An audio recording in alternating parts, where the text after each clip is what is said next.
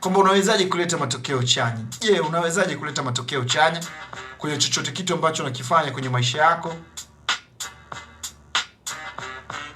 Basi njia pekee ni hii ambayo tunaondoka nayo mwezi huu wa 6 kama Mtawala Radio, na wiki hii hapa kwenye wiki ya jifunze kujifunza. Jambo la 4 ni kujifunza mara kwa mara, ndio kunaweza kukusaidia wewe pia kuleta matokeo chanya.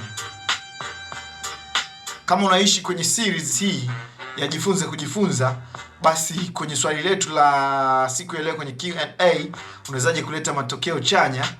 Basi jambo la 4 tunakwambia kujifunza mara kwa mara. Sasa huenda unajiuliza kujifunza mara kwa mara kunasaidiaje kuleta matokeo chanya? Jambo la kwanza unalotakiwa kutambua ni kwamba huongeza maarifa na ujuzi mpya. Hauwezi kupata matokeo chanya kwenye jambo lolote lile kama kila siku utakuwa una mawazo yale yale, una ujuzi ule ule, una maarifa yale yale. So kujifunza mara kwa mara kunasaidiaje kuleta matokeo chanya? Kwa sababu huongeza maarifa na ujuzi mpya.